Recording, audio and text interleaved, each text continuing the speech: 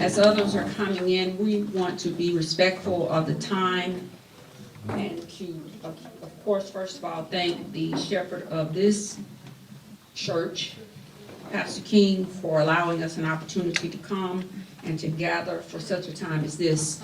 I am State Representative Wanda Lynn Gavan. For the purpose of making sure that we do our housekeeping, I'm not standing here today as a mayoral candidate.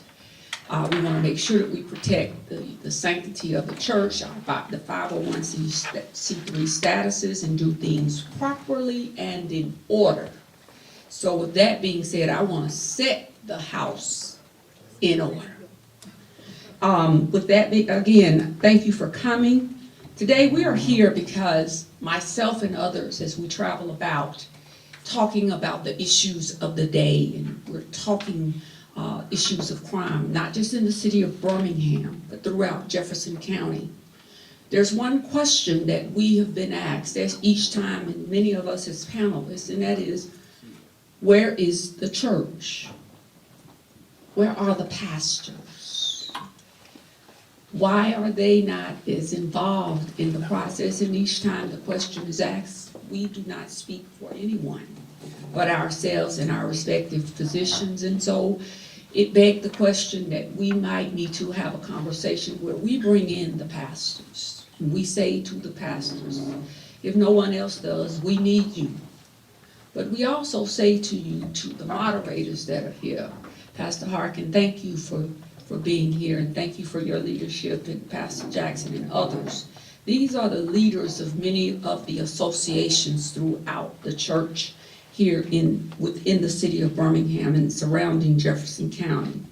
And so we asked for these leaders to come out because, again, we could not answer that question, but most importantly, we want to begin a dialogue in which we speak to them and we say, listen, we have legislation out there, we have things going on.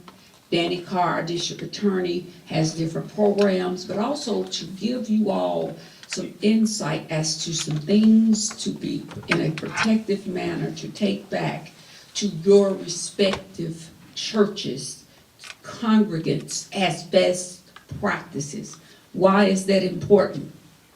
Because we can no longer, unfortunately, live in our communities the way we have without making sure we have and employ these best practices. So with that being said, we have an august body of individuals who are joining us. Again, many of us are on a circuit where we are at different programs, we're on different panels, we're talking, we're presenting, we're discussing, we're giving our professional insight, whether it be Danny Carr, our district attorney, Ontario Tillman, who is also a criminal defense attorney, myself as an attorney and a legislator.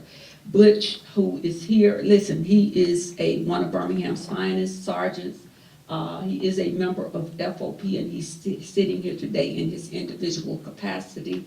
Butch Billups, again, one of Birmingham's finest. Rick Jackson here. And so with that being said, we're going to begin this conversation where we're going to just share a few things with you, share information, and then each one will come in their respective capacities and share a few insights as to programs, things that are going on, and then we go from there. Listen, I rise today. I'm never going to come before you unless I have something that is factual, that I've done my research, and I've always prided myself in that. What you see here, Rick, if you will pass me this board, those are individuals who have been killed or lost their lives to gun violence. Gun violence is an issue throughout Jefferson County, not just the city of Birmingham. But where we are right now, if I add up the years from 2017 through 2025, we have a total of 1,077 deaths to gun violence and killing here throughout the city of Birmingham. And the number's just a little off because when I did this day before yesterday, Birmingham only had 8 deaths for this year. But since then, we all know that that number has changed. We wake each morning to breaking news. 1 dead. 2 dead. 3 occurrences last year, 3 mass shootings where 4 individuals were killed. The screeching sounds that pastors hear of mothers when they've lost their sons or their daughters. We have a problem. There's a pandemic right here in our neighborhoods. Our elderly are now afraid to just simply go out at night past dark to even get bread, to work in their yards, just to simply garden as spring is now approaching. So tonight again we are here because 1,077 plus have died over the course of the past few years. But we're also here to talk about a real hard number that needs to be spoken, and spoken with clarity, purpose, and truth. The city of Birmingham right now currently has roughly only about 370 plus sworn officers. Sworn officers. So this myth about an additional 233, Birmingham has only 370 plus sworn officers on patrol in that patrol. 2 weeks ago, and our office represents officers, and so a lot of these things come to us.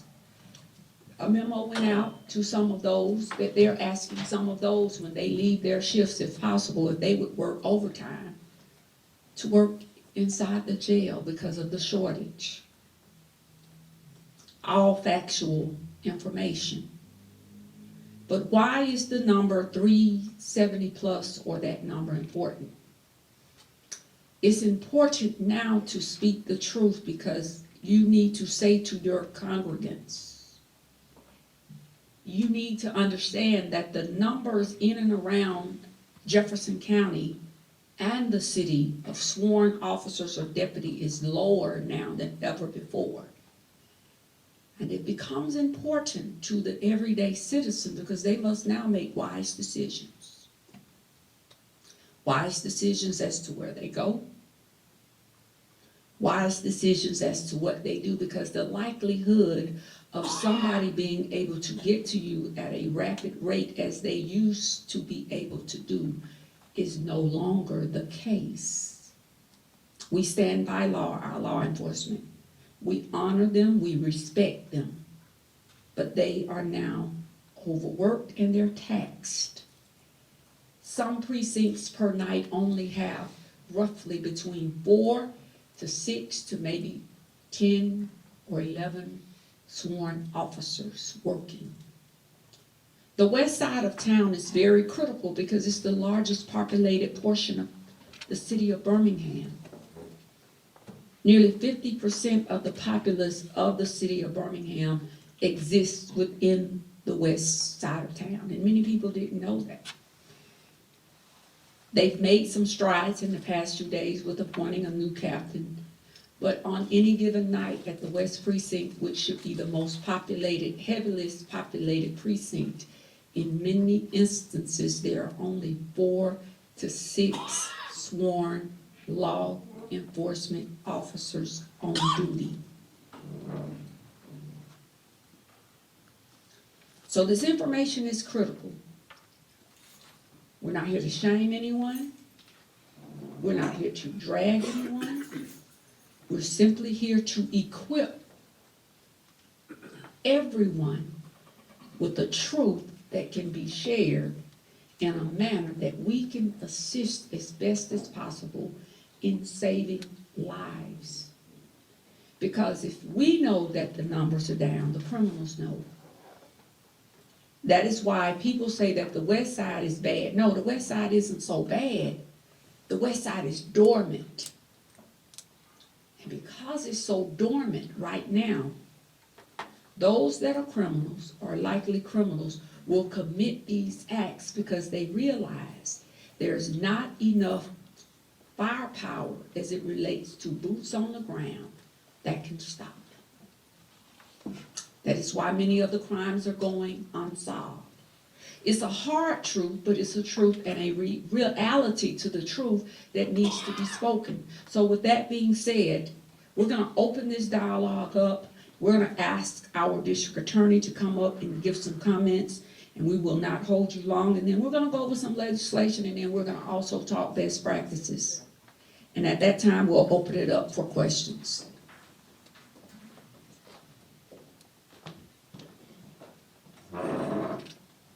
Let me say good evening, everyone. Obviously, giving glory and honor to the Lord, who is my Savior, obviously, and to all the pastors who are here.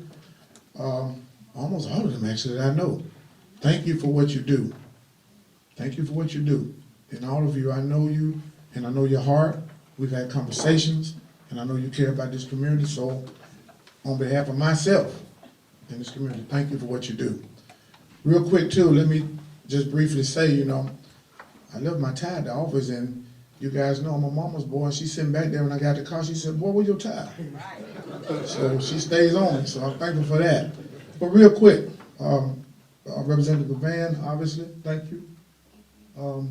Terry O'Tillman, who's our state rep as well, who's also a criminal defense lawyer, who, he and I have had battles in court, but we are friends.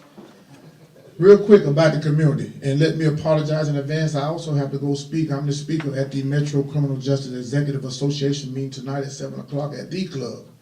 So I have to run and do that, but this was important.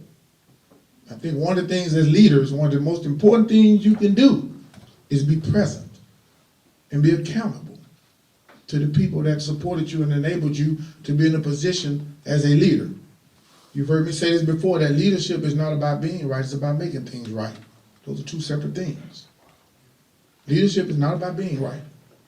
I think oftentimes we get caught up on being right and not focused on what can we do to make things right. So when we talk about crime and we talk about violence, let me say I'm not immune to it as well. A lot of you know my little brother was murdered. He was murdered. So I lived through it as well. And here's one thing that I want to tell you at first. There's an enormous amount of weapons in our community. An enormous amount. And don't let nobody fool you. Permitless carry is not our friend. It hamstrings police officers. They see a gun in the car, they can't use that as probable cause to go further. If that's all they have to let that person go. What if that person is on the way to do harm to another person? Think about that for a minute. Think about that. Secondly, there's a deadly drug that I talked about with some of these pastors years ago that was called fentanyl. And I said that there is a drug that's coming, and it's coming like a thief in the night, and people are going to die as a result of it. And right now we're seeing those deaths. Over 75 percentile increase in deaths every year of fentanyl, but it's not sexy. See, and I love y'all media, but there's a moniker that says if it bleeds, it leads, right? So murders always lead. But the reality is that people are dying every day because of fentanyl. Fentanyl is mixed with marijuana, is mixed with cocaine, is mixed with oxycodone, is undetectable, and even if you don't ingest it, you just hold it in your hand, you will die. And unless you have Narcan available, you will die. That's real. It's happening every day in our communities. Clock switches. Let me just be clear. There is no reason on this earth, in my opinion, that a person would need a weapon transformed into a machine gun in civilized society. Amen. There is no reason that a person would need a weapon transformed into a machine gun in a civilized society. But right now, there's nothing on the books for state level prosecutors like myself to prosecute those cases. But we're working on that. And I know they're working on that right now. That's a priority. Because where are we seeing them at? We're seeing them in our community. We're seeing them every day. And where are they getting them from? from the black market. They trade guns on Facebook. They trade guns on the street. They trade guns anywhere. And one other thing, let me say this real quick. We have to figure out how to change the mindset of the people in our community and the young people in our community. There was a young man told me one time, I asked him over at Mac Alpine, I have to tell you this, I said, man, what's the deal? What's the fascination with guns? His father and I walk to school every day. His father's in St. Cloud Correctional Facility for the rest of his life. He looked at me, he said, Dad, I'm gonna keep it 100 with you. He said, dead guys don't get out of graves, but guys with guns get out of jail. 14-year-old boy. Dead guys don't get out of graves, but guys with guns get out of jail. That's his mentality. That's what we're dealing with. But he also said this, and let me be clear. He looked at me and also said this. He said, let me ask you something, Dad. When I go to the house and I click the lights and the light don't come on, and my dad's nowhere to be found, and my mama's out there doing God knows whatever, and my little sister over there crying because she's hungry, what am I to think about? The quadratic equation? It's real. So I want your mind to understand what we're dealing with. That. And the only answer what? Is to grab a gun and go get it. Desperate times and those situations call for desperate measures. So we got to be desperate. We got to be desperate in our approach to this. People ask me all the time, Danny, what, you the dead, why are you doing these things? They ask me that all the time at the association, why are you doing all this stuff? Your job is simply to prosecute people. Put them away. And don't get me wrong, y'all. The ones that need to be put away, I don't lose sleep doing it. But at the same time, I feel like my job is also bifurcated to make sure that we deal with chronic absenteeism in school, what we're seeing. Kids not going to school. The Helping Families Initiative is a real initiative. Look it up. Go on the DA's website. It's called the Helping Families Initiative. It deals with chronic absenteeism in school. We're in every Birmingham City school, and their feeder pattern, and we're in Jefferson County, and their feeder pattern now, in our first school over there, because it's working. It's working. The Second Chance Job Fair, people say I was crazy for doing that. That's going to get you in trouble. That's going to cause somebody to run against you, you're going to lose, and all this crazy stuff. Well, let me tell you what happened. Now you have other DAs in this state doing Second Chance Job Fair. Nobody ever did that ever in the history. Ever. But how you fight crime, y'all?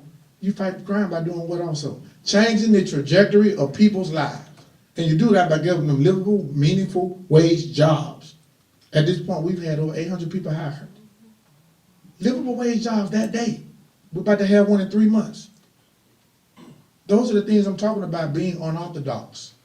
I just talked about and started by saying leadership is not about being right, it's about making things right. That's what I mean by being unorthodox and using your position for the betterment of people. And real quick, because I want to be here for a minute if I can, Representative Van, for questions if they have some. Yes. I'm sorry? Yes. Yes. And let me say this too. Oftentimes you see young men now, they got book bags, they're walking. Let me tell you, those are not books. Those are weapons. And sometimes those are drugs that they're selling. But the reality is, how do we get to them, y'all? What do we do? How do we get to them? I told you about changing the mindset of those young people. The mindset is important. This stuff that they feed them every day, the rap music, online stuff, Facebook, fast money, fast cars, fast life, that's what they're doing, that's what they're living. That's what they're doing, that's what they're living. So all of us, no, I didn't say you, I said us, all of us got to figure out a way how we can take part in this and trying to effect change. And I just want to say this publicly. Representative Ontario, we've had our battles, but at the end of the day, let me say this. He's an upstanding guy, he's a heck of a lawyer, but he's a better person. And, I'm proud to call him a friend. Representative Van, same to you. Oh, Patrick Sellers is also a good capital man. Definitely got to say the same to him. So to the people in this community, man, thank y'all, seriously. Thank y'all. Thank you for being here. But I just want to say one more thing. We need some of these with the people who we're talking about sitting here too. We got to have that, y'all. We got to have that.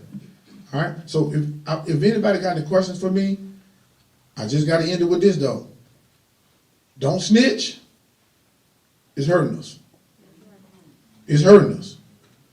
When a person is charged with a crime in Alabama, you have to prove them guilty, what? Beyond a reasonable doubt. you must have a witness. If you don't have a witness, you don't have a case. That's what they talk about in songs. No face, no case. That's what they're talking about. And if people don't talk, and they're not empowered to talk, and they're afraid to talk, then you don't have a case. But the only difference is, if it's committed in certain areas of town, people line up to tell it. That's why they don't go over there and do it. But if committed in other areas, they're empowered because nobody will talk. And they know it. I'm just keeping it real with you. I see it every day. We got 2 homicide cases going on right now, trial. Right now. Right now.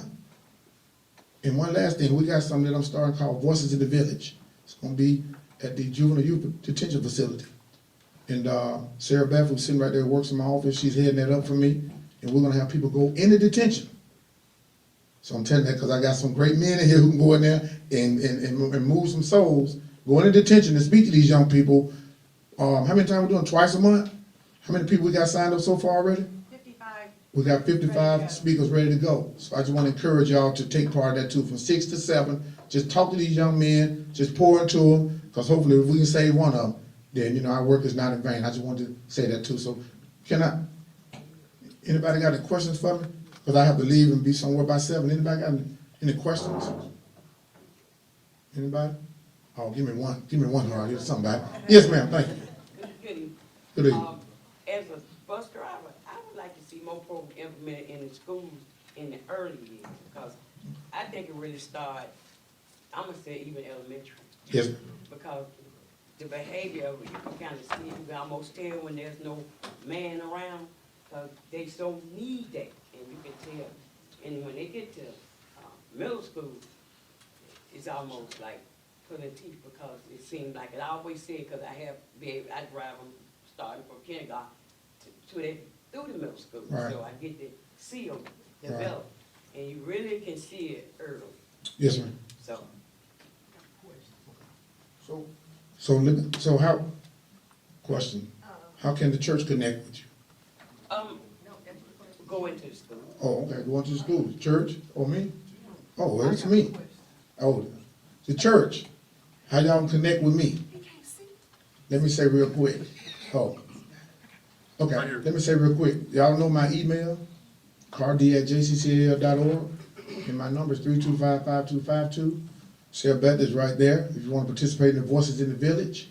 And, you know, anything else, you know, we have DA's Legal General, which is a mentorship group that I pay for out of my pocket. I just want to say this, church, Second Chance Job Fair, I can't use any DA funds for that. All that stuff come out of my pocket. They said that I can only use DA funds for a law enforcement purpose, and they said that is not a law enforcement purpose. I just want to make that clear as well. So, church, if I'm not asking for anything other than just, hey, come by, encourage the guys, and help them out if you can. So, I think, yes, ma'am. And then I get you, brother Todd. So question. Mm-hmm.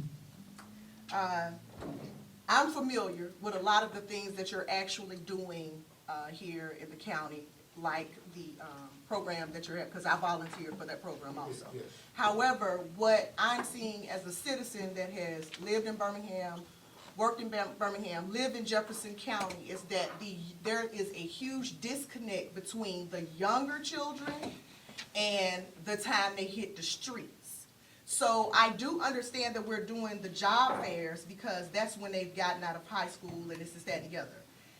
From your standpoint as a district attorney, from what you're seeing, because these cases are coming to your office, right? Yes. What is the largest age group that is coming to your office, and how can we as a community capitalize and get that to be smaller? And that's a great question. Let me say this too, just to clarify one thing. So the job fair is Second Chance. What makes it unique is that it is tailored toward our citizens that's coming back from the penal system. Right.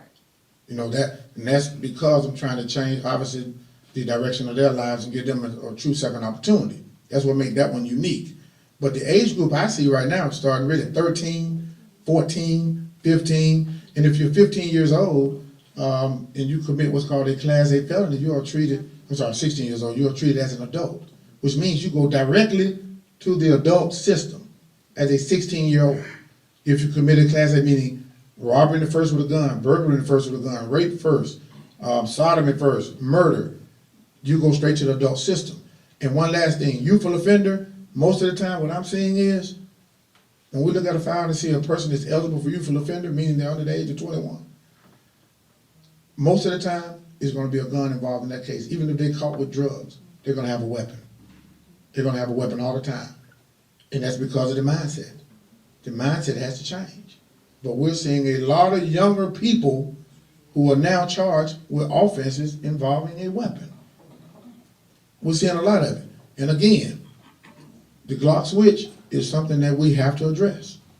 We can no longer, and I'm talking about not addressing when a person has a Glock switch attached to a gun. I'm talking about possession of a Glock switch, period. Period. It needs to be addressed. And that need to be, and that's just my opinion, need to be mandatory minimums for that. You gotta punish it. It's just what it is. Reverend Todd? You know, question, on that, black market gun sale. Yes. Do you have funds or something, that can address from a special unit to work on that black market sales? You know, that's a great question. Reverend Todd asked, do we have funds to address the issue with the guns on the black market? And in all honesty, you know, I think the police is probably better suited. Here's why. Because they're the front lines.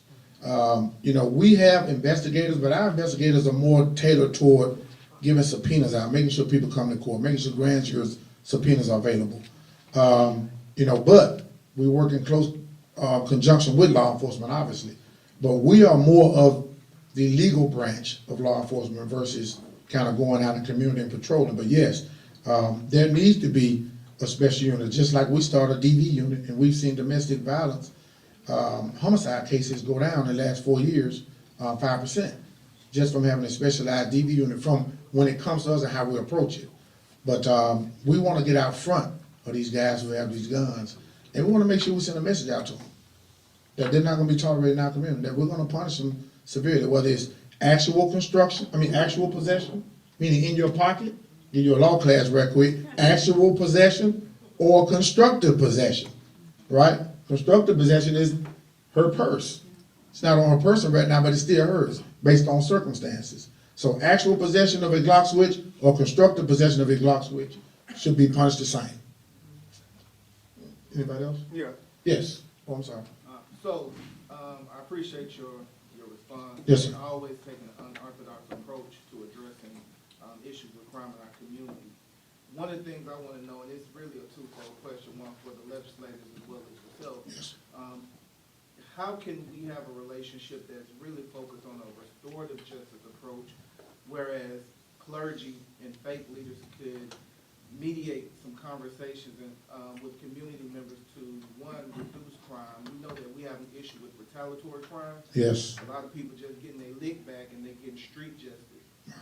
But I don't know if the Office of Faith, State Office of Faith Initiatives, if there could be some funding to support things like a restorative justice program, like counseling services and so forth. I love that. Restorative justice is big up in New York and Manhattan and all these places. Let me just say, if you find it strange, I have a restorative justice program at the DA's office called Project Reset, but it's for lower level, first time offenders where they never go to court. They get programming, it's free of charge, and then their case get dismissed. But what happens is, real quick, restorative justice means you steal my lawnmower, and instead of you going to court and being charged with a felony and all that, the person who's the owner of the lawnmower comes. We used to do it at Salvation Army, now we're doing it at the downtown library, and they sit before you, in front of you, and tell you why that affected them.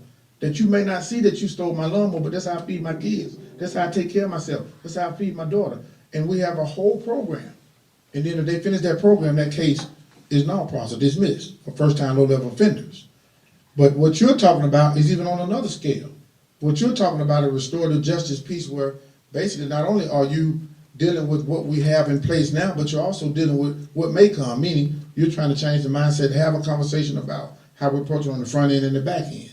And I think that's a great point. The bigger question is this, is how do we set it up? You know, really, how substantive will it be?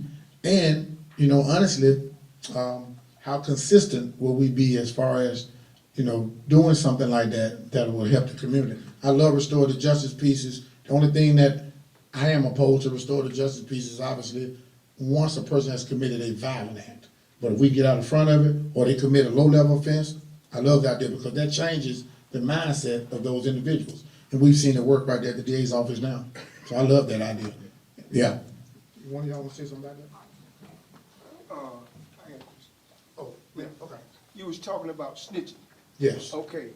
Anybody know without strong leadership, stuff to crumble?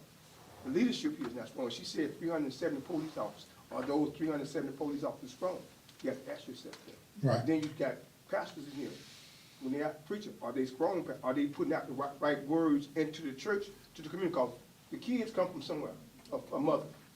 It starts at home. Right. All this killing, all this murder. It starts at home. The average mother know what her child doing. She's Absolutely. working 2 jobs. When she come home, the kid ain't there. Sometimes she come home, it's 4 or 5 guys out there in the yard in their car, music blasting, guns on them. They know. They give them a little money for the light bill, but they're not saying anything about it. Snitching. Okay, that's a big problem. Mhm. If you got snitches and you got people that call to get the $100,000, if you put them people up in the house and move them out of town, they'll testify. So if you don't protect the people that come in and tell you what's going on, they're not gonna snitch. Well, yeah, you're talking about a form of witness protection. Right. And let me say that my understanding is that there are conversations about that. Obviously, because of legal principles, you know, I'm not privy to that for legal reasons, but I can tell you that there are conversations about witness protection. Got to happen. But I will say this too, is that again, you know, with no witness, it's tough. Let's talk, that's what I'm saying. If you don't have That's a reality in our community, y'all. And sometimes, the reality is that we got to make sure, as a community, number one, that we take back our homes, that we take back our block, that we take back our communities, our schools, and be a participant in our kids' life. Absolutely. We gotta make sure we do that, and that's just the reality of it. It starts at the house, I totally agree. It ain't just only pastors. No. It's not. There is. Look, even with the news camera standing, I'm telling y'all, it is not just on the path. It's not. That's a reality. Amen. But what we do know is this: is that it's on all of us, Amen. every one of us, all of us, to at least grab somebody up from their bootstraps, you know, and help one person. You help one person, it's a rippling effect, right? We all got to carry our corner, as my pastor Noah would say, carry our corner. Lieutenant Bill knows this. You know, one of the things that I'm big on, to be honest with you, and I'm not a police officer, and I don't control the police department. I've never been a police officer, but I'm a huge fan of law enforcement. But community policing is important. But you have to have enough people to community police. What I mean by that real quick is, if Rep. Todd is in East Precinct, and he's policing that area, and the only time that they see him is when he pull up with his lights flashing and want information, they don't trust him. But if he's riding in that area, he's building relationships, he's been there long enough, other than 2 weeks, but he's there. And they know him, hey man, I don't know this guy, but I know Pastor, I know this officer, let me call him and tell him what I know, right? Those are the kind of relationships you're talking about, where they get out sometimes, just talk to the guys.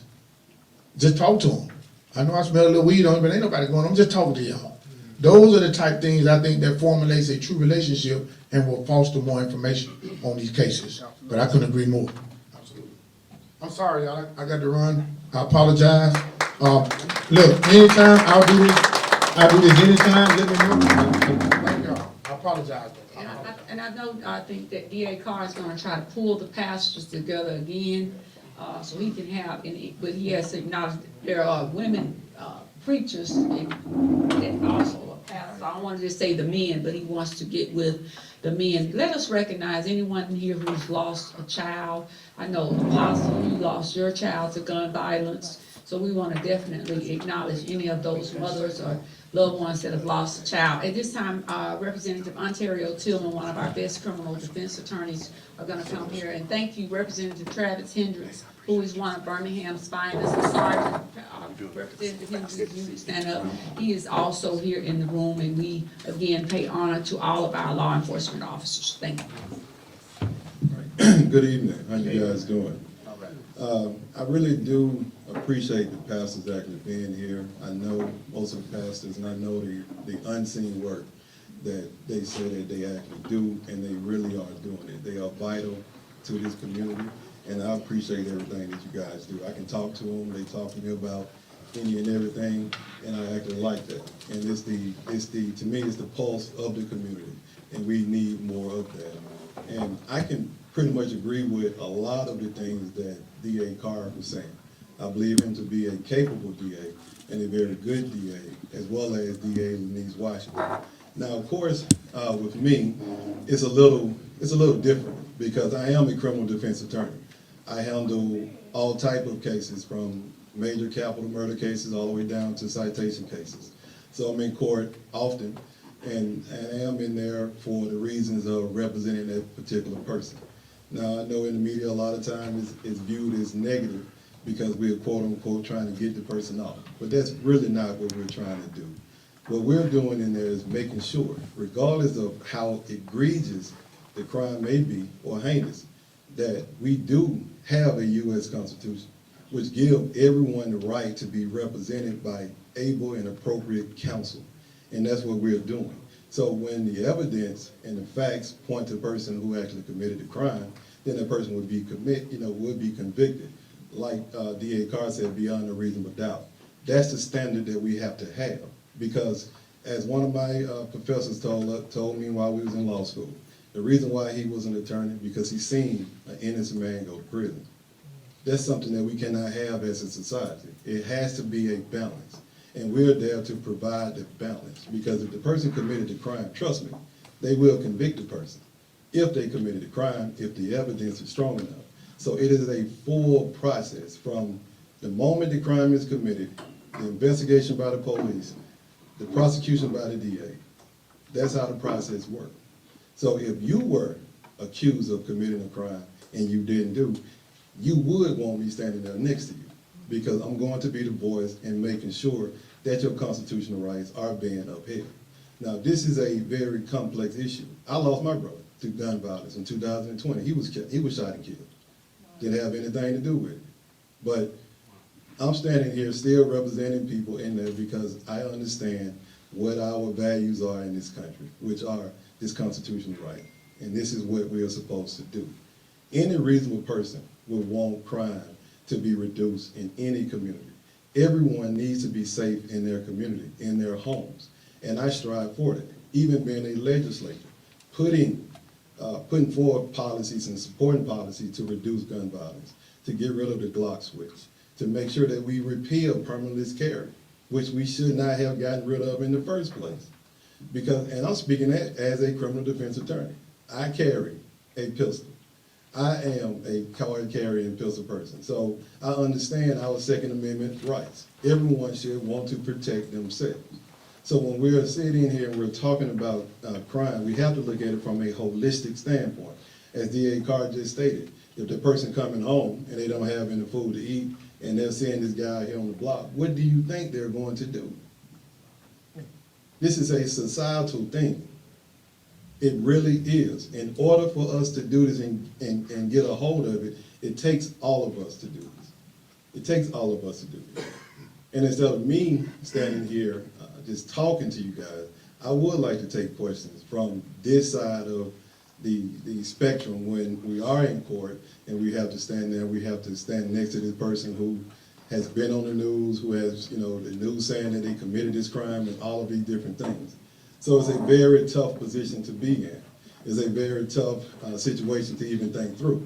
So I would like to have questions, and if you guys want to know more about it, please let me know. Got some questions, but it's not about, I don't know what you're talking about, so that's as long as I can. Yes. But I got a question. Mhm. There are a lot of people been going through a lot of changes with their EBT stuff being stolen, benefits. And nobody's doing anything, but it's mainly the elderly people that are being targeted and their benefits are being stolen from them. And then it's the people with low income that don't have, that's another issue for crime. Yes. And we're trying to see what you guys are gonna do about that and how are you gonna fight for the people, because I don't think it's right for someone every month, their benefits are being stolen and they're hungry, so ain't no telling what these people gonna do to go out here in the communities and try to get some food for their families. They already are low income, and the elderly people don't even have, they're on a fixed income, so they don't have much. But what is gonna be done about that? Well, again, I think that's a very broad question, because crime is no respect of a person. You know, crime happens to any and everyone at any time. Of course, we do not want the vulnerable in our society, like the elderly, to be attacked and to be, you know, criminalized. We do not want that. And we do have laws in place that are already on the books that prevent and stop a lot of those different things. Like you said earlier, it comes down to snitching and quote unquote snitching. But you have to report the crime. But the EBT benefits, they're being stolen out of other states. And see, now you're speaking to an issue that I don't know about. So that's, you know, you're talking about. So what I'm asking, can you guys do something to help these people? Yes. That are hungry, because there's an issue with crime. Yes. And that's causing crime, because people are hungry. They can't feed their family. I heard one lady, she said she had $1,100 worth of EBT benefits stolen off her card. Yes. You know, so that's a part of the issue. Now, what if she go out here trying to feed her family and do some crime? So that's what I'm saying, it's still tied to that. So I would like for the representatives and everybody to get together to see what y'all can do, even if y'all had to use like the cards that they use for cash out, we can lock the cards, you get what I'm saying? Yes, I do. I think it's a big issue because our seniors are hungry and they need food. And they don't have resources where they can go get this food. You know, they don't have transportation and stuff like that. So I'm just saying that because that'll hike up the crime rate too. People hungry. Yes. And a lot of boys that I meet, you know what they tell me? They say, I gotta feed my family, I'm hungry. Yes. And that's what I mean by the greater society of the issue. Because a lot of crimes that you do see, as in court, we'll call them poor people crime, poverty crimes, because they don't have, they want to take. So we understand that. And I don't believe there's not one legislator that do not want to protect the elderly people, that do not want to increase benefits and make sure that people are eating. Those are different policy issues that we can definitely take care of in Montgomery. But I do believe a lot of the concerns that you're saying, they are already addressed. Of course, we can always improve it. We can always do more. But that's part of the process. That's part of the process. Legislative session starts February 4th. So I would like to see you in Montgomery raising these same concerns. Okay? Because what we have to understand is this is a team effort. You know, it's a team effort. Again, all of us playing a role on this team. So if you voicing this concern and you want to voice this, come to Montgomery, do the same thing, and voice that same concern. And I think people will hear it and they will take heed to it. We have one person take that off the books.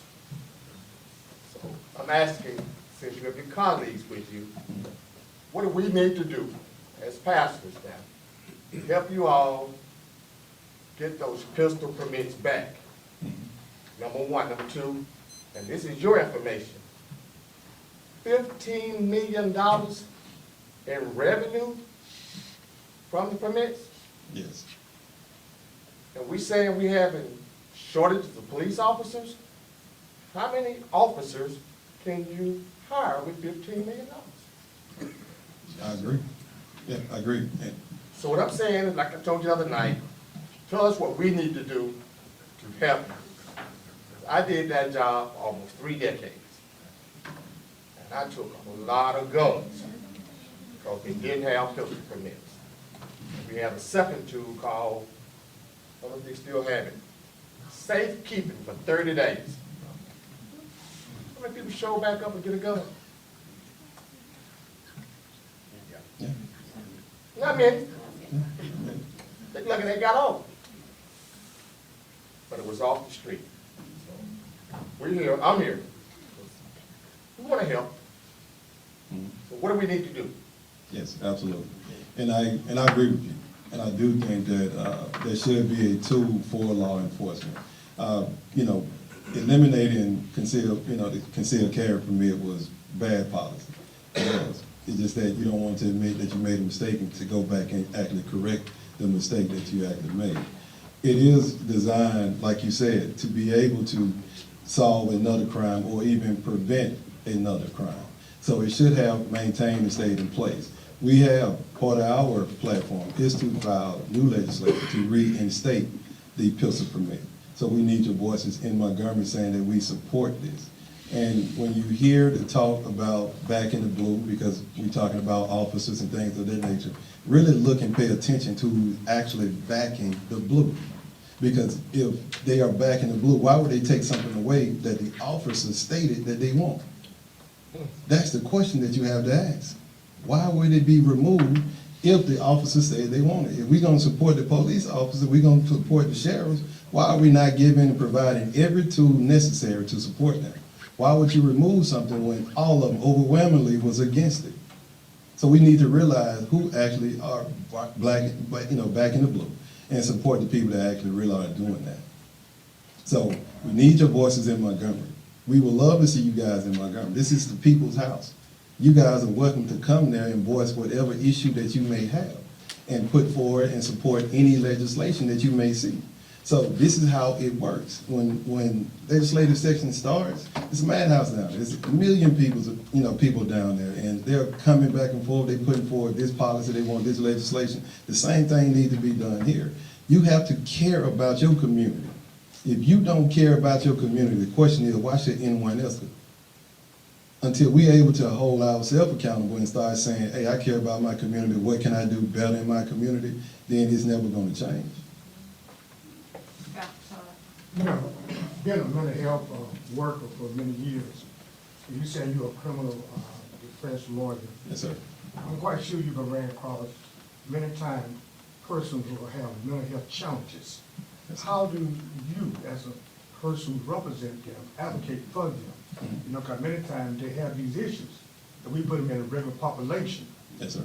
Now, and they don't receive the mental health they need, so they end up coming back doing the same thing because there was no professional help done to it. What is the special position of Yes, sir. And I'm unique to that situation because I was a special needs teacher for 10 years. So I dealt with students with mental health disabilities throughout. And one of the things that I do, if I do recognize it, then we ask the court for a mental health evaluation. The fortunate thing that we do have in Jefferson County is that we have a mental health court. So if they qualify for mental health, it's more about treatment than punishment. So we do have those tools here. So if it's something that I recognized early, we file a motion, we had a hearing, they go through the evaluation, now they're put in a separate court, so now we can address the mental health issue that they may have. Yes, ma'am. Yes, sir. It's often, I often hear representatives and people in leadership say, you don't take care of your community, why should I care? Or you say, come to Montgomery, but what I always wonder is that the people that's there, what are they there for if they're not there to represent the people? Because, I mean, you up in Birmingham now, this, of course, we'll come see you in Birmingham. It ain't like the same people come to Montgomery. But isn't that what your voice there for? Because you kind of eyes and ears to be down there. And we often hear this about not taking care of the community. But what I want people to understand, just because you're in poverty, don't mean you don't deserve a sidewalk, a street, lights. And why do they, people in leadership, get running, they seem to be interested in the poverty that's in the area. But then they get there, and that poverty never changed. But neither was there, because we see there was no change. And that person might have been there for 8 years, 10 years, 12 years. Then they fought the people. Well, then they call the news and show up the trash in the yard or on the street. But they not gonna show up, tore up streets of the regular the sidewalk. I mean, because the neighborhoods are so overlooked, and people get in the positions, they tell us they're gonna do something, then once they get there, you ask that same person that question, then they'll say, it ain't my fault, it was there when I got there, and somebody else's fault. And what we need to understand, when you get there, we don't want you to tell us what nobody done before you got there, because that's why we put you there. Yeah, absolutely. All I'm saying is that it's nice to see some improvements when one get on the seat and we'll say, well, it's re-election time. And re-elect them, give them another chance. Well, the problem is that when you don't see changes from the time they was in there before, why would you go vote for Arterias or whoever again? So we do want changes and expect changes, but I'm gonna be honest, we don't seem to get much. We get entertainment, we show the police officer, but they didn't have a problem putting the stadium up in up in there. We have a police problem, they have problem putting their amphitheater. They've got at least 10 acts already scheduled there, but a block and a half down the street, the neighborhood falling apart. Yes. And I'm talking about regular, not just falling apart. So it'd be nice if you do, we get some of them, fight for that, you know, fight for that. And I'm not talking to nobody directly, because they seem to think if you don't agree with somebody, then you attacking them. I'm not attacking nobody, I'm just saying, it would be nice to see some improvements, because we've been neglected big time here in Birmingham. I'm talking about 351207, I can give you some zip code. We don't get changes, we just get new people in place. Yes. You know, and the changes never get there. And then we often say, we put $15 million for streets and pavement. Where you putting it? Because you told us last year and the year before you got 15 million.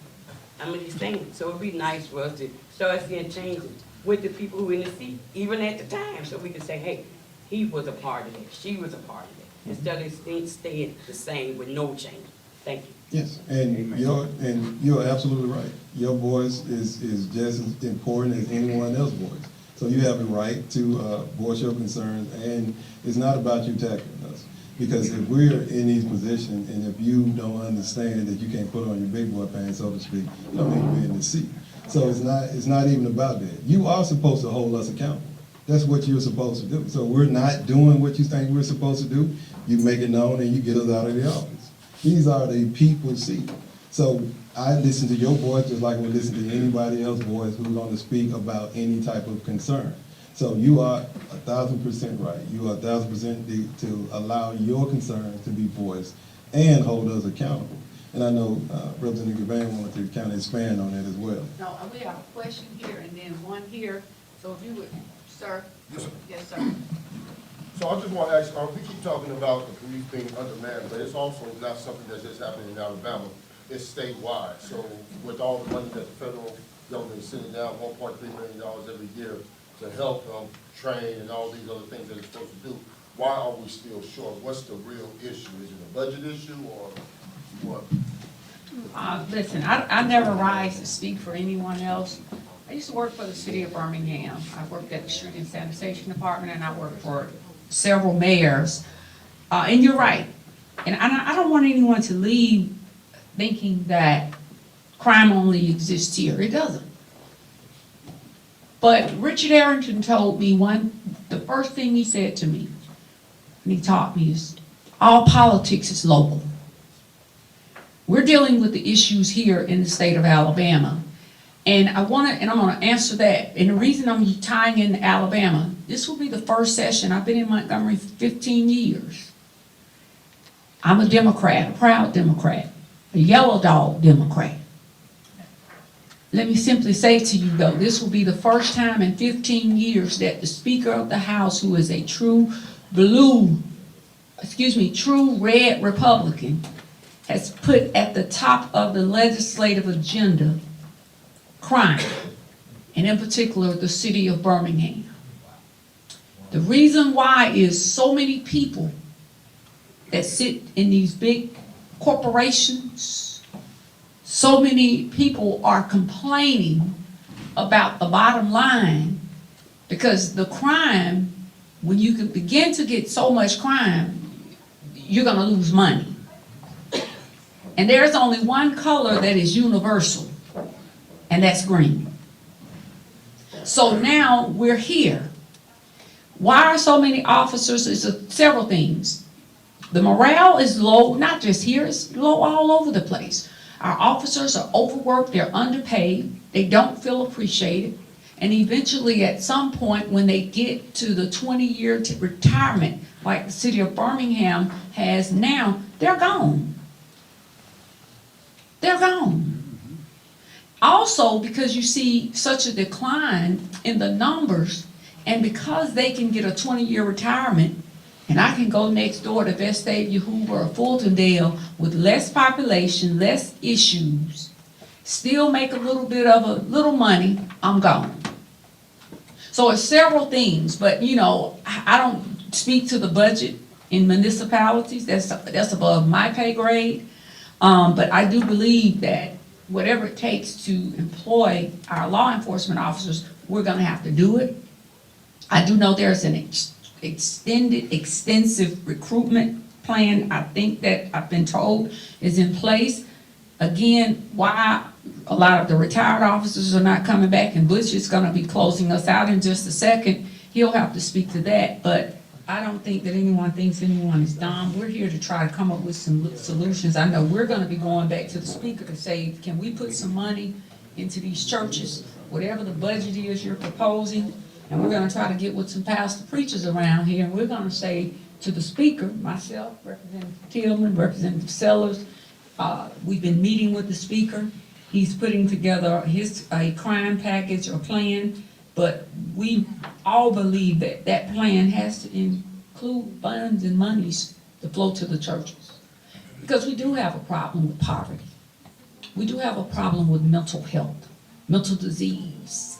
And no offense to anyone, we also, with regards to mental disease, every call that a police officer gets, it may not be a call that they need to be going on. So we've got to look at certain different ways that we can be policing, because you're overtaxing our law enforcement officers. And they could be actually somewhere else working on a call that, to save someone's life, that is more grave than what they're working on. So we're taking all of those things into account. So if you would, Butch, you know these things more than that, and we're gonna be closing out with Pastor Sellers, and we're gonna allow the pastor preachers to speak and say what they need to say, and we're gonna be wrapping up. I wanna try to keep my word so I can get a chance to come back to Trinity, because Trinity is the place to be.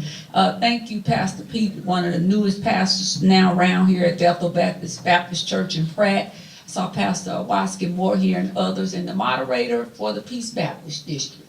Mr. Moderator, thank you for being here. So we have Peace Baptist, Jefferson County, and the ministerial, Mount Pilgrim. Excuse me, I meant Mount Pilgrim, I'm sorry.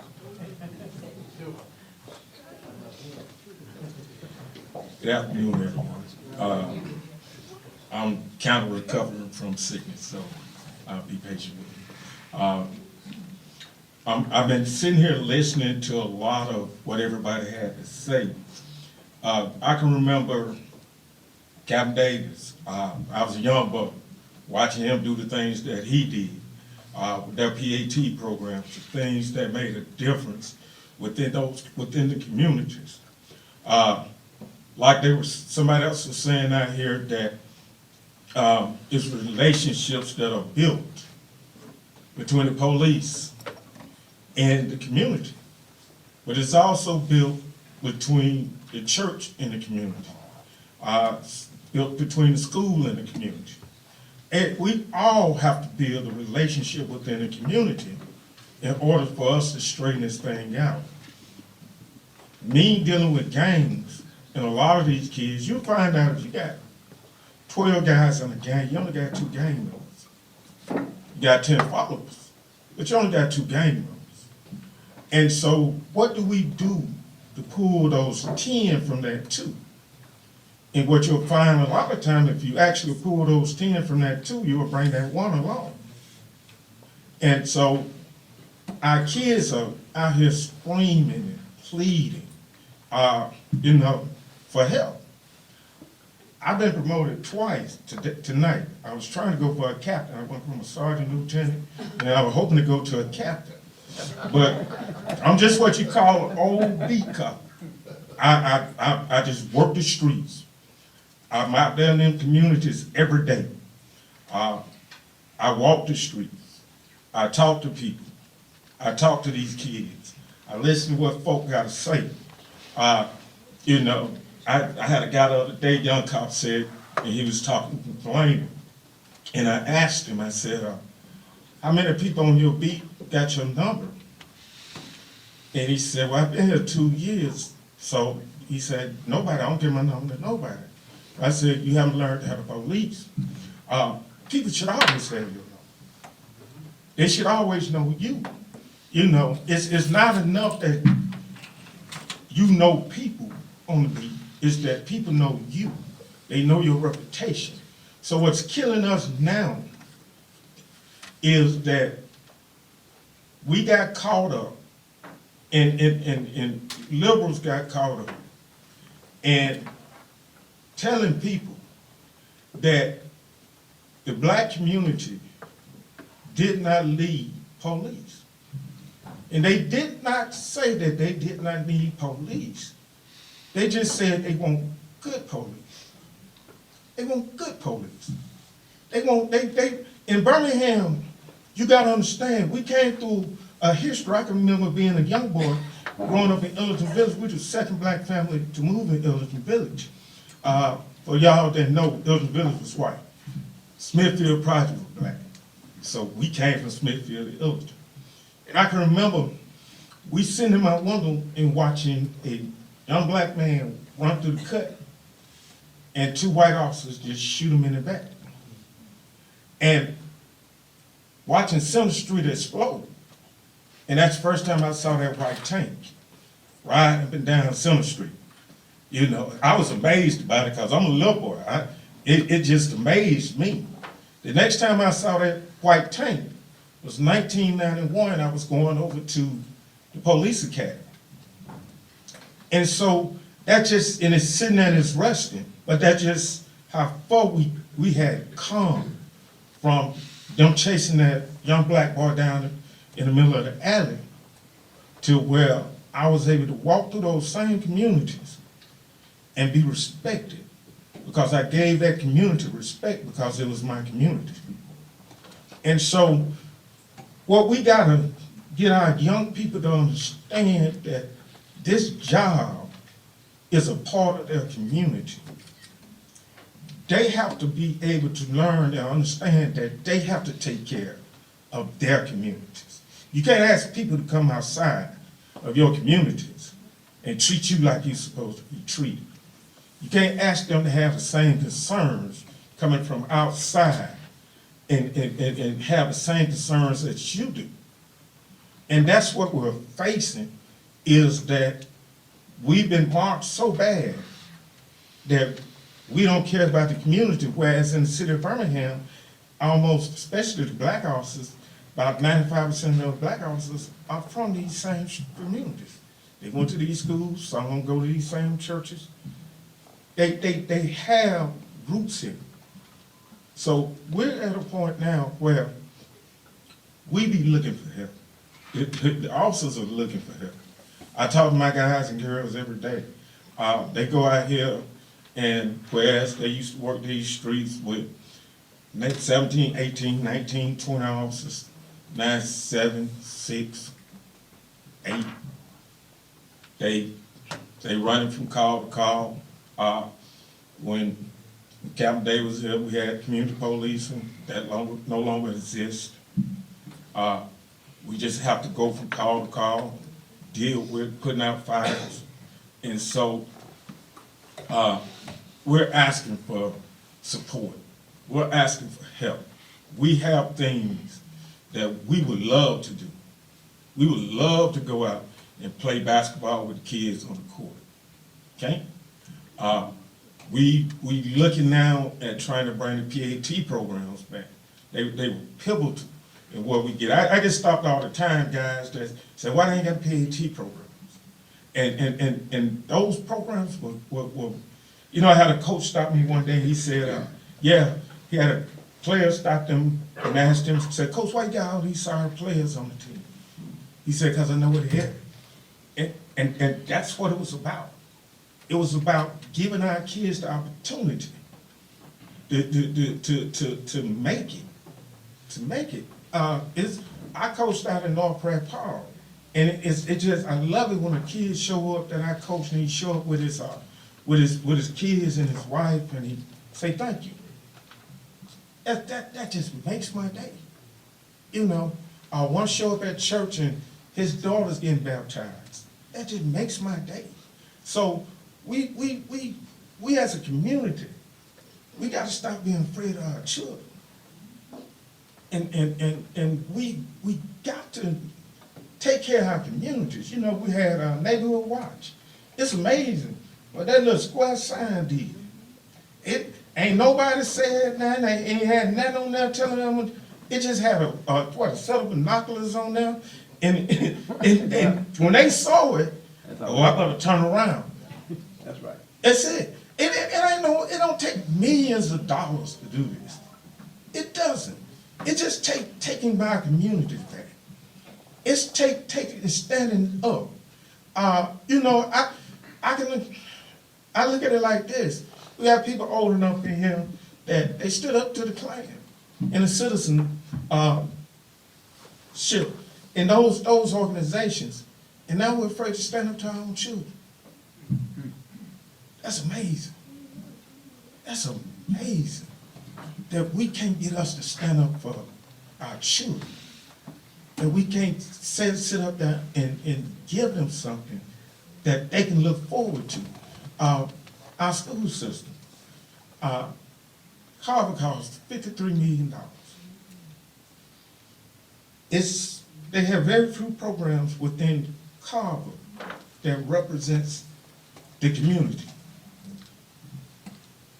Gardendale costs $53 million. They have a world-class trade school that preparing their kids not only to jobs for the future, but also preparing them to be entrepreneurs. What happened? What happened? We had trade schools throughout Birmingham school system. All of taken away. They was everywhere. I know how to lay brick, cause that we know. Mr. Howard taught me how to lay brick. You know, and so we gotta get back to preparing our children.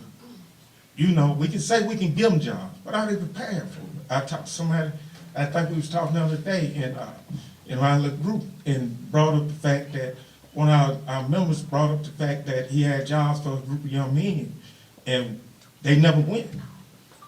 And he come to find out later, they didn't go because they couldn't read at a 4th grade level. And it was a shame to go.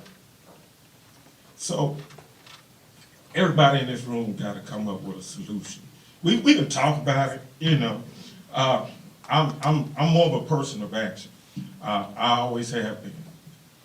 We gotta actually stop talking about it and start doing something about it. Because we'll hold conversation. I learned this by the way. We'll hold conversation about as long as we'll talk all day long. We'll just keep talking. We'll keep talking. That's right. And next thing you know, at the end of the day, nothing is coming. And so we got to have a plan and put the plan to work. And so, you know, the FOP, we're willing to get together with people, with the pastors, with other people, sit down, come up with things, come up with ideas, be a part of the solution to help keep rid of the problem. And so, like I said, we just got to work and do what we got to do. Any questions? Bless you. Amen. Pastor Sellers, my colleague, is gonna come up and he's gonna talk about a piece of legislation. I'm gonna do mine right quickly. I have legislation with regards to bump stops. Very critical, as DA Carr mentioned, that's another apparatus to create the force mechanism of a high-powered assault weapon. Also, my legislation is for a Class 1 municipality. Currently, the city of Birmingham is the only one in the state right now. But also I have legislation to deal with the illegal transfer and selling of guns. That is HB 69, House Bill 69. I have copies of this legislation. This is a very critical component. Listen, we cannot stop this crime, stop this shooting, unless we deal with the transfer and illegal transfer of guns. I did want to say one thing that Bush did not mention. Unless we treat the guns and the transferring and selling illegally like we did the crack cocaine era, we will not stop these guns. You have to get to the distributor. Who are the distributor? Unfortunately, the distributor are people that look just like me and you. They're our next door neighbors. They're the ones that drive in the fine cars. Not all of these guns are coming just hot off the street. So these are things that we wanted to talk with you all. First of all, lock your doors. Most of the guns that are taken or received come out of our cars because somebody forgets to lock the door in the car, the gun is in the car. And it all of a sudden disappears. So this is why we want to have these conversations with the pastors, for them to go back and say, listen, you got to be careful now. As Danny said, when you see these young men walking the street that probably should be in school, it's not profiling, it's taking that extra effort to say, listen, this young man should be in school, or I'm seeing him walk these streets with this backpack. There's a call then that needs to be made, either to the district attorney's office or to law enforcement, for them to come out and at least have a conversation. Pay attention to the use of cell phones, even during church service. Our young people. One of the most deadliest weapons that our young people are carrying is a cell phone. It is considered MOP for law enforcement, motive, opportunity, plan. Those are common sense approaches that we're asking pastors to now employ. When you hear about that young child in your church that maybe got suspended, we're asking you now maybe to have a conversation. It's not always an easy conversation, because listen, and I'm walking off, and then Pastor Sellers is going to wrap up. What Butch did not say is the realization of where we are right now. And I know everybody's been talking about the shooting that took place on First Avenue North. The infrastructure of Birmingham, as it was stated. The realization of where we are now is the criminals that we're dealing with have only two more things really left to do. Open random shootings or shooting police officers. These are conversations we're having. So these are the things we want to begin to talk with you all about in Butch. Some of those things that you need to really pay attention to. Also making sure your windows are rolled up. Why? Because someone could easily come by and drop something. One of the mass killings that took place because a young man got his car washed. Somebody stole the dope out the car. So in retaliation. One of the things that they're doing is they're manufacturing on a 3D printer. And when you walk around with a bag of Glock switches, we got a problem. It's not just one, but you got a bag of Glock switches, so you can hand them out like pieces of candy. We have a problem. And so it puts a civil penalty on the possession of those Glock switches. Now let me share from a pastoral perspective and what I see more often, and I think, I'm not going to say it has been halted, but pastors across the board, I think we have to revisit our community relationships. And if we can collectively come together, whether it's by some level of communication, and I mean, we have each of your communication, collectively with a level of communication and map where you are. I think to begin to build more relationships within the community in where you pastor. It's the old discipleship model. It's the old evangelism model. Know who's in your community. Know who's around your church. We cannot be the police, but we can be sharers of the gospel and build relationships within our community.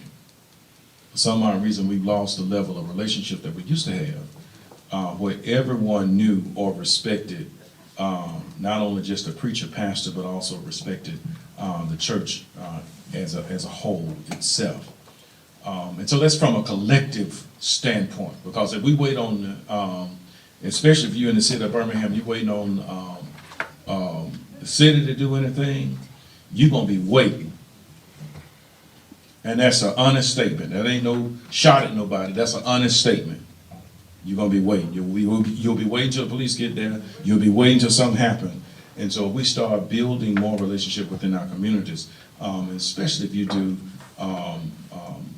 whether it's a 1, 3, 5 mile, 5 block radius, or 1, 3, 5 mile radius around your church specifically, you can get a little bit closer if you take it block by block.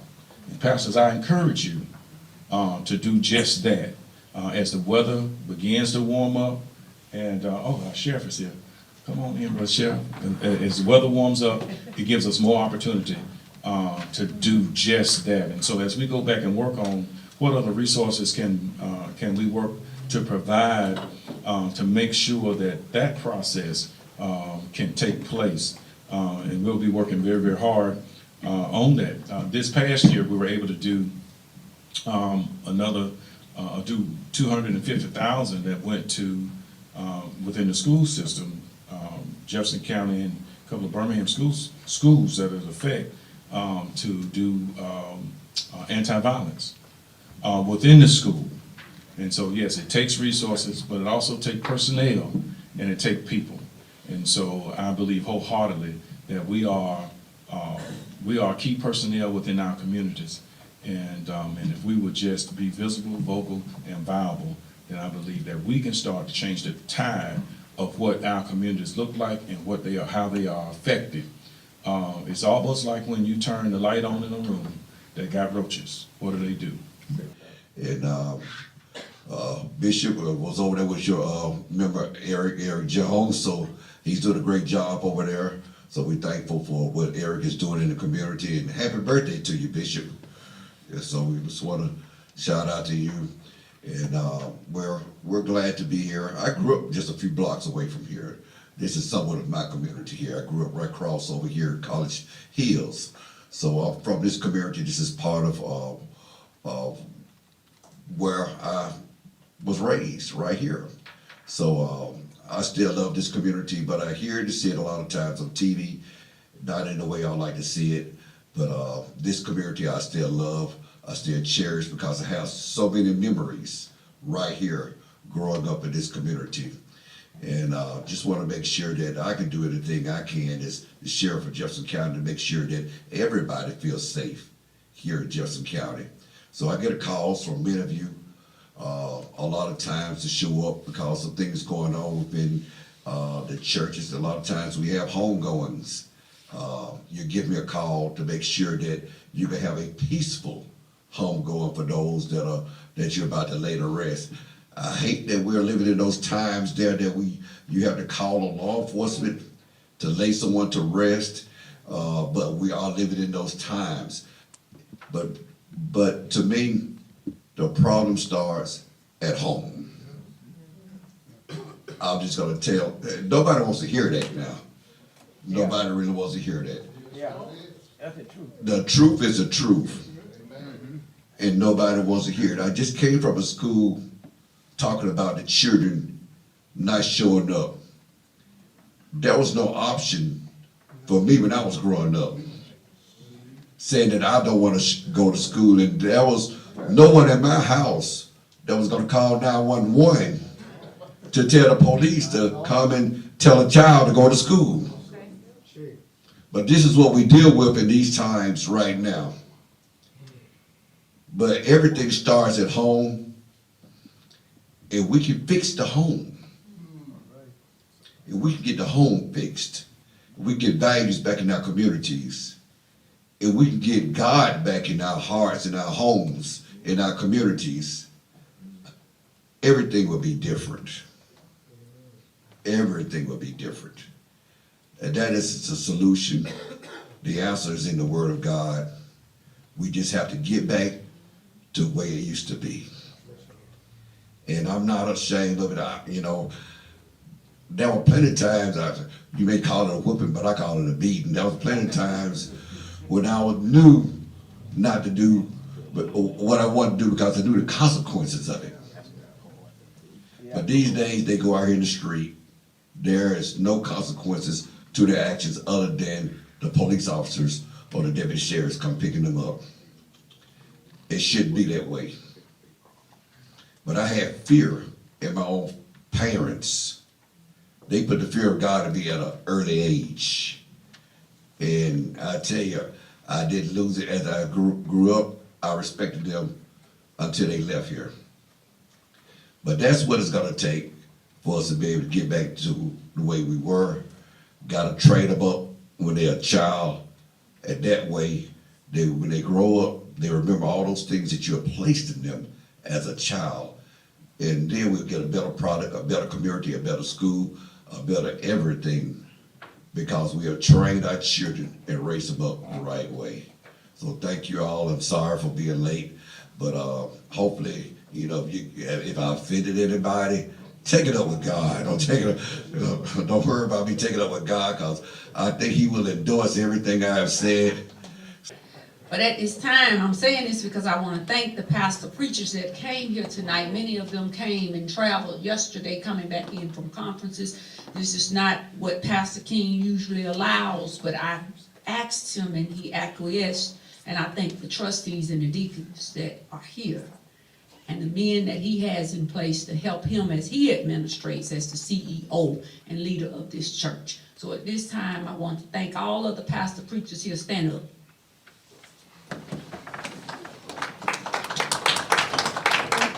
McClure, you're no longer a pastor preacher. You better stand up back there. Pastor McClure call us all and get us together. But I want to thank you all, and at this time, Pastor Ariel Patterson, our senior statesman here, and then the last voices you'll hear will be the words of anybody, unless you have any comments, and that will be of our esteemed pastor, Pastor John King.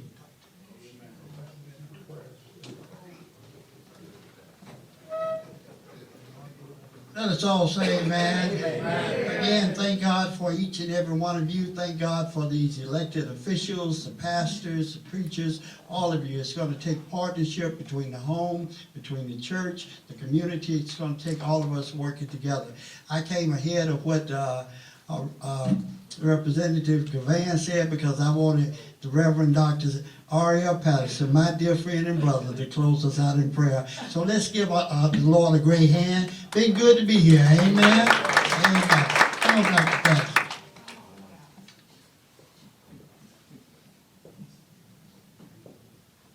Pastor King, to our representatives, and to this panel today. Before I pray, I want us to give in, because what has been said tonight has been good. But what would happen when we leave here? This young lady talked about the scammers taking over folks' cards. My brother works in one down in Selma. And he said people standing in line trying to get their money with no money for them to get, nothing but to suffer. This is all across the community, not only just that, but if we leave here, we need somebody to come together to put some programs together and let us work on one legislation or whatever it is at a time, because we got this far by people coming together. And I lived in the 60s, and I came up through that fight, and the dogs, the hole, and across Edwards Peters Bridge. It was a horrible situation, but look at me now. All right. I worked for some people, and I had to eat. They fed me while I was working around the yard years ago. And I ate out of the dog tray. It didn't hurt me. Look where I'm at. The dog licked the tray clean. And we got to learn how to live. We're not so important. We got on these suits because somebody licked out of the tray.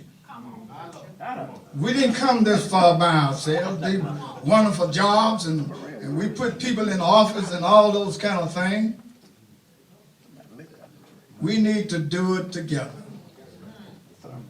We got to work together. So if we leave here, somebody needs to work on this program, work on that program, and do whatever we can so that we can get this thing together. Because if you don't, we can go back to the bridge. We can go back to the fire hose. Somebody out there trying to get us to do it. Yeah, Doc. I'm gonna pray because the pastor wants me to pray. God bless you and may God keep you. Now, I'm a voice and I have emotion in me. And when I get to talking, something just blew up in me because I know where I come from. And all I need is some help. I went to Pastor Jackson with the ministers' conference. I went to CCC, Dr. Bass with the minister conference. Because of all of this killing going on in our community, I wanted us to unify ourselves so that we could put people all over this Jefferson County because they are our people who are dying. Yeah. Y'all wake up. And when I asked for some of them to come out, they went the other way. But God will cover you. Our Father, thank you for this gathering. Thank you, God, for the orchestration of this panel and this meeting. Yeah. Thank you for this pastor who allowed us to come to voice our comments. Forgive us of our sin. Cover us, Lord, because this is our young people who are destroying one another in the streets. We pray that thou would bless that this meeting will not be in vain. This we ask it in thy Son Jesus' name we pray. Amen. Amen. Amen.